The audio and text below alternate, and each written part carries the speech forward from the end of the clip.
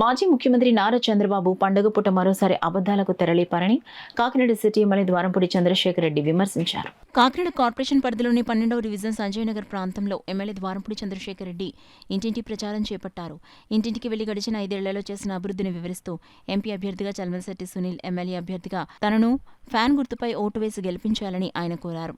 ఈ సందర్భంగా ఎమ్మెల్యే ద్వారంపూడి మాట్లాడుతూ చంద్రబాబు తీరుపై విరుచుకుపడ్డారు. ఈ కార్యక్రమంలో జేసీఎస్ కన్వీనర్ సుంకర విద్యాసాగర్, స్థానిక నాయకులు బొదిరెడ్ల పుష్ప, పరశురాం, మట్టపర్తి రఘురాం, జితేంద్ర సింగ్, కోనాడ దుర్గాప్రసాద్, మాకిరెడ్డి పద్మ తదితరులు పాల్గొన్నారు. ముఖ్యమంత్రిగా ప్రమాణ స్వీకారం చేయడం చాలా పవిత్రమైన రోజు. చంద్రబాబు దృష్టిలో ముఖ్యమంత్రిగా ప్రమాణ స్వీకారం చేస్తున్న రోజు చాలా హామీల మీద సంతకం పెట్టాడు. మహిళల రుణాలు మాఫీ చేస్తానని, వ్యవసాయ రుణాలు మాఫీ చేస్తానని, చేనేత కార్మిక రుణాలు మాఫీ చేస్తానని సంతకం పెట్టి మోసం చేసిన వాడు చంద్రబాబు నాయుడు. ఎన్టీఆర్ సురదల స్రవంతి అని ప్రమాణ స్వీకారం రోజు సంతకం చేసి మోసం చేసిన వాడు చంద్రబాబు నాయుడు. నిన్న ఉగాది, చాలా పవిత్రమైన రోజు మళ్ళీ అబద్ధాలు ఆడుతున్నాడు.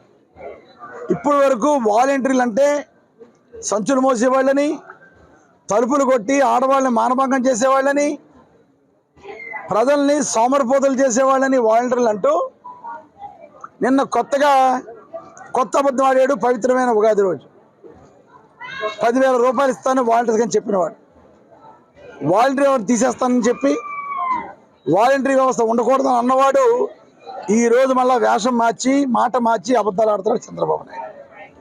100% చంద్రబాబు నాయుడు వాళ్ళ జన్మభూమి కమిటీని ప్రమోట్ చేస్తాడు తప్ప ఏ రోజు కూడా ప్రజల మధ్య నుండి ఒక్క రూపాయి కూడా లంచం తీసుకోకుండా పరిపాలన చేస్తున్నటువంటి వాలంటీర్స్కి ఏ రోజు కూడా చంద్రబాబు నాయుడు పొగిడే సందర్భం లేదు.